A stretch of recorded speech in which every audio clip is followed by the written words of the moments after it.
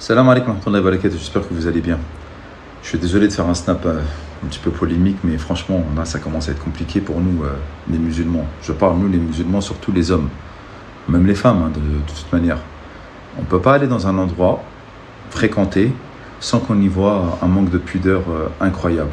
Et je ne parle même pas de celles et ceux qui ne sont pas musulmans, libre à eux de s'habiller et de faire ce qu'ils veulent, combien même ils devraient avoir quand même un minimum de respect.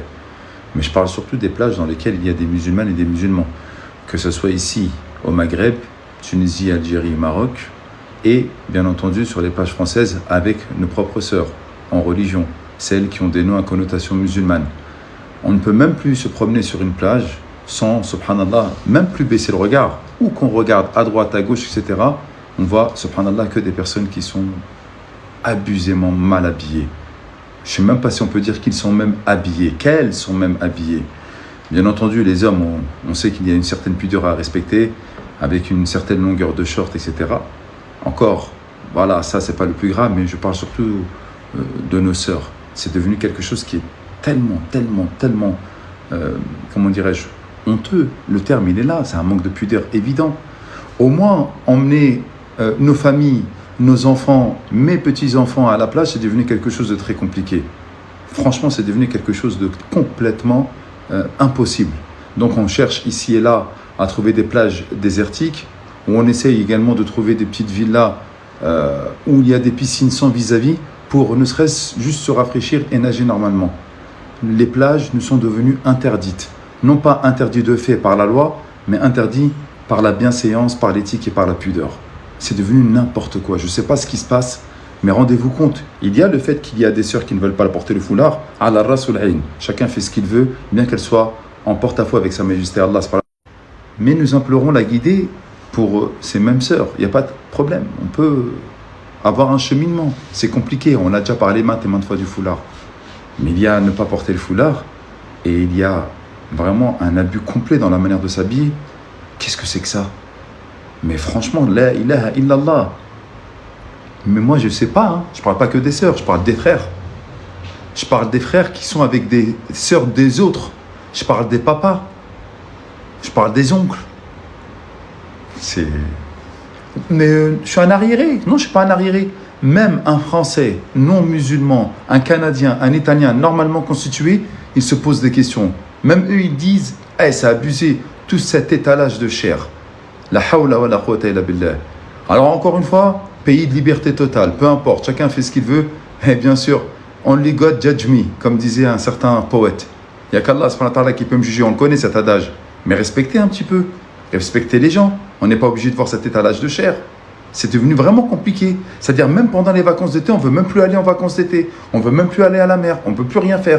C'est devenu une catastrophe.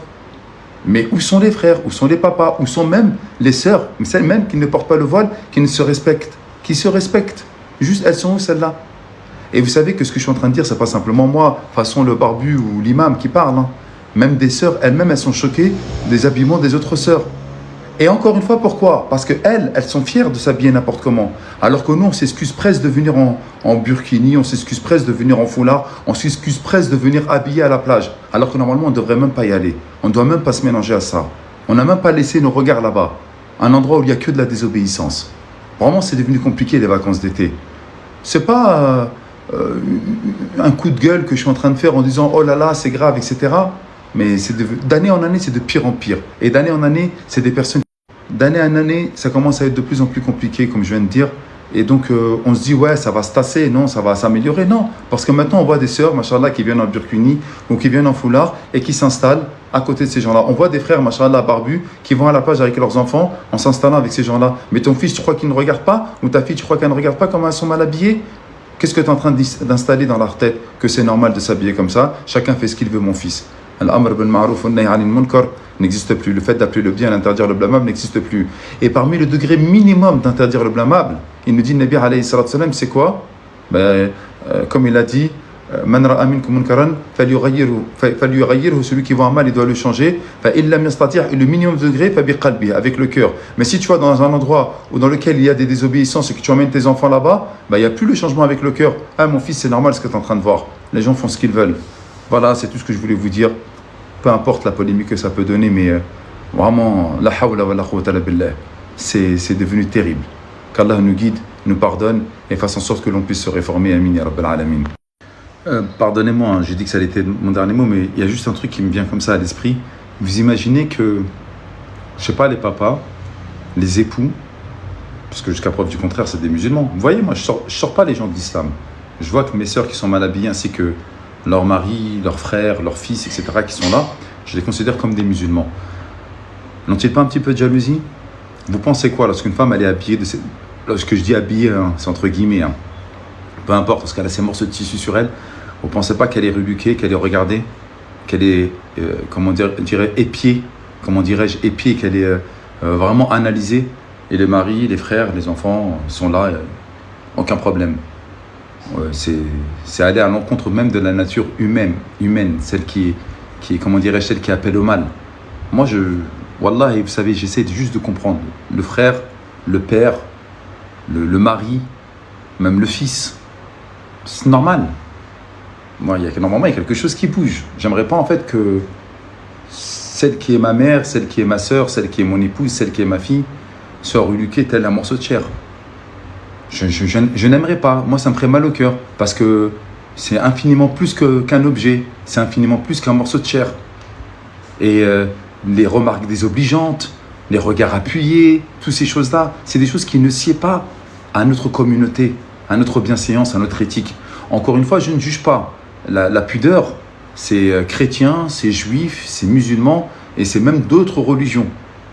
Même la bouddhiste dans un temple, elle se couvre. Mais franchement, moi, je me pose la question. Il n'y a plus de izza.